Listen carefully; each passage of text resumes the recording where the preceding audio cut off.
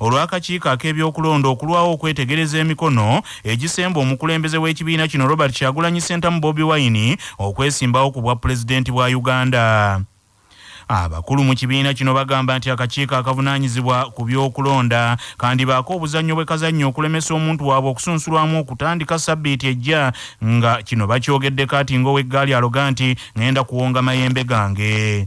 Akakiiko kakakasizza abantu abalala okuli Generali Girigoli Mugisha Muntu Oyera, munna Alliance for National Transformation ne munna FDC Engineer Patrick Oboyi Amuliyati bagende mu maaso n'entegeka zaabwe ez'okwewandiisa bavuganye ku bwa President sabbiiti ejja oluvannyuma lw'akakiiko kano okwekenneenya emikono gyabwe egibasemba. Bano beegasse ku munna NRM Generali Tibuhabulwa Yoweri Kaguta Museveni yasooka okukakasibwa ne General Tumukunde atalina kibiina Fred Mwesigye, Nancy Linda Kalembe saako Joseph Kabuleta. Okusinziira ku Joel Osenyonyi omwogezi wa National Unity Platform, abamu ku baakakasiddwa akakiiko ak'ebyokulonda National Unity Platform ye yabasooka okuwaayo amannya agasemba omuntu waabwe wabula kyannaku nti bo baakakasiddwa ate okusooka omuntu waabwe. Ensonga ya Honorable Kyagulanyi okubeera ku ballot paper yebaze bagiwa emikolo gyetaagibwa giri 9 neffe twakubisaamu okusukka mirundi 3. Kakati of course akakiiko kayinza okwetoloola manya tukyaverifyinga naki biki ebyo byabwe ffe twakola kyetwali tulina okukola okukwata emikono ne tugitwalayo. Era bw'olaba nti bano abalala bonna bagenda abakolako naki Kyagulanyi gwe bagezaako bakyabuzaabuza wano okwetoloola naki kyekiri kye bagezaako okukola kumulemesa kubeera ku ballot paper, naye ffe tubabuulira nti kebe enkuba kagube musana kakibeki Kyagulanyi agenda kubeera ku ballot paper eyo okuvuganya. Aba National Unity Platform baatwala emikono emitwalo 3,13 eri akakiiko k'ebyokulonda nga gino gye gisemba omuntu waabwe Robert Kyagulanyi Ssentamu Bobi Wine okuvuganya ku bwa pulezidenti kw'egyo emikono 98 egyetaagisa mu tteeka eriruŋŋamya okwesimbawo n'okulondebwa kwa pulezidenti wa Uganda. Gye buvuddeko ayogerera akakiiko akavunaanyizibwa ku byokulonda Paulo Bukenya yategeeza nti egimu ku mikono abeeyagaliza entebe y'obwa pulezidenti gye baatwala mu kakiiko gyali mifu befufu nga tegirimu alijeste y'abalonzi songa n'abamu ate ku bantu abaali basemba abantu abamu baali basembye abasukka mu omu. Abantu abaleeta emikono gyabwe gikyali mu kusunsulwamu oba kye tuyita verification. Omulimu guno bwe tuba tugukola tuyingiza amannya g'olese mu kompyuta yaffe ku National Voters Register okakasa nti abantu abakuwadde obuwagizi ddala abalonzi ate balonzi ba mu district eyo ate bawagidde gweka tebanawagira presidential candidate mulala. So twesanga nga abaleese emikono baleetedde ddala emikono obanga 15 n'osanga ku mikono 15 abantu abatuufu abasobola okumuwa obuwagizi system bekkiriza bali 7. Awo abalina okuddayo n'ayongerako. Ensonga lwaki abalala otwanise bakyali mu layini tebannaba kumaliriza nsonga zaabwe, naye tubakolako era verification tugikola ne ba agenti ba buli abafunye obuzibu bwe butyo tumutegeeza nti muddeyo mwongezeeko oba mujjuzeewo emikono gyammwe tegyawaze.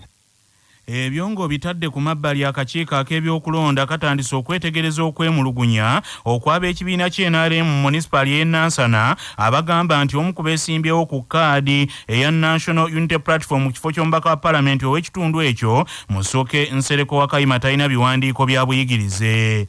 Wakayima Musoke yawanduukululwa mu Parliament mu mwaka 2016 olwo ne wateekebwayo Robert Kasule Ssebunya olw'okubanga amannya ga Wakayima Musoke gaali tegakwatagana ku biwandiiko eby'enjawulo.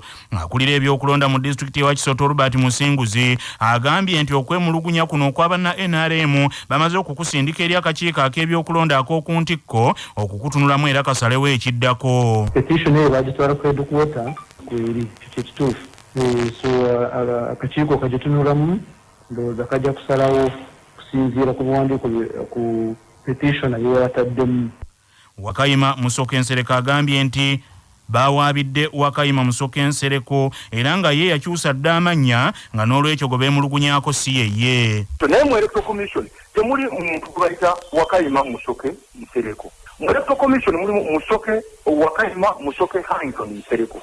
So bwe baba banyumya bonze kyendowooza bano na bannamba mu Lujiga bo tebakola bagenda mu ttiimu z'ababinywera ng'ate bannamba Lujega. Electoral Commission kyesobola okubagamba kuba advisinga kwekyo ekintu kwegatta nga bwe beegatte bo beegatte basobole okweŋŋanga babinywera. Ne Electoral Commission terina eyo document esaana kusuulibwa busuulibwa mu Trust Can terina makulu okujjako okubuzaabuza abalonzi baffe abalungi abatuwagira. Enteekateeka y'Obwakabaka bwa Buganda ey'okugaba omusaayi olwaleero eyingidde olunaku olw'okubiri ng'abasawo abakugu mu by'okukuŋŋaanya omusaayi wamu n'okubudaabuda abagugaba balabudde bannayuganda ku kabi akali mu kubeera n'omusaayi omungi mu mubiri.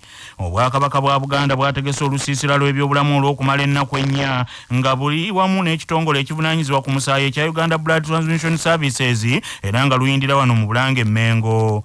Dr. Samuel Davis Wanta avunaanyizibwa ku kulaba nti omuntu agaba omusaayi aba asaanidde, agamba nti basanze okusoomoozebwa okw'amaanyi abantu bangi tebaagala kugaba musaayi kyokka nga bagulina nga kibaviirako okufuna ebizibu eby'enjawulo olw'omusaayi omungi nga muno mwe muli okubulwa amaanyi g'ekisajja, okufa ekibwatukira, okufuna kookolo, omusaayi okuyiika mu bwongo wamu n'ebirala.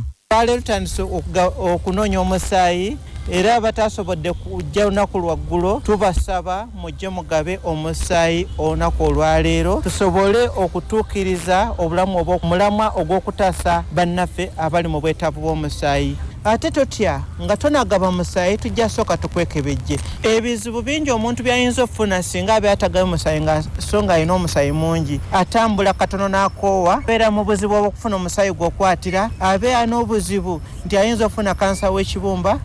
Ssenkulu w'ekitongole ekya Kabaka Foundation omukungu Edward Kaggwandagala asabye abantu okuva mu bitundu eby'enjawulo bafisse obudde olunaku lwaleero bajje bagaba omusaayi. Twatandise dde okugaba omusaayi, tubakubiriza bassebo ne bannyabo mwenna abali ku mirimu gyammwe, abagenda ku mirimu, fisaawo akadde katono nnyo ojje wano mu bimuli bya Bulange. Tugenda kubeererawo ddala mpaka ssaawa 11 ez'olweggulo. Space nnene, buli muntu ali yekka naye ate n'obutanda bungi nti tekikwetaagisa kusimba layini bw'otuuka ogaba bugabi musaayi ate n'ogenda ku mirimu gyo naye ng'oba okoze eky'omuwendo ennyo eky'okutaasa obulamu bwabwe. Enyamateeka okukuŋŋaanya abantu n'ekigendererwa eky'okubafunamu ensimbi nga munnamateeka Luyimbazi Nalukoola bw'annyonnyola. Singa omuntu abeera ng'omulimu gwe gwakola nga gwakukuŋŋaanya oba kwetaba mu bikolwa ebyo ebireetera abantu abo bambi abatalina mwasirizi oba abali mu mbeera embi okubeera nga bakuŋŋaanyizibwa batwalibwe babeere nga bannyigirizibwa oba babeere nga bakozesebwa olw'okugaggawaza omuntu oyo oba abo abantu abeegasse awamu okukola ebikolwa ebyo. Singa abantu abo gumala ne gubakka mu vvi basobola okusibwa ebbanga ly'obulamu bwe lyonna. Olukiiko lw'abaminisita kabineeti lutaddewo akakiiko ak'abaminisita ak'enjawulo ku mataba agakosezza bannayuganda naddala mu bitundu eby'Ebunyolo ne Kaseese agalabika nga gazza ettungatunga ng'emiwalume ejjajja ne kadde. Akakiiko kano akagenda okukulirwa Ssaabaminisita Ndugu Dr. Livingstone Lwakana Lugunda kaakubeerako abaminisitule ey'ebyamazzi, minisitule eya gavumenti ez'ebitundu, minisitule ey'ebyensimbi, minisitule ey'ebigwate biraze ne minisitule ey'ebyamasannyalaze.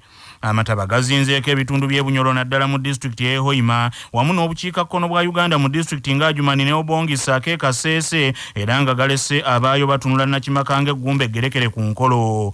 Minisita omubeezi avunaanyizibwa ku nsonga ez'amazzi Ronald Kibuule asazeewo nti akakiiko kano kagenda kwetegereza engeri gavumenti gy'eyinza okuyambako abantu abakoseddwa amataba gano. Fulaati ennyanja we yajjula yayonoona ebintu by'abantu kubanga okujjula kwayo kwaleetera ensonga nnyingi. Taddewo ttiimu eya ministries ez'enjawulo esomesa embalama z'ennyanja zonna. For now, government is forming a team. Buli ministry ekwatibwako ekubirizibwa office ya prime minister okulanga balwanisa ebintu ebyekikola ng'ekyo.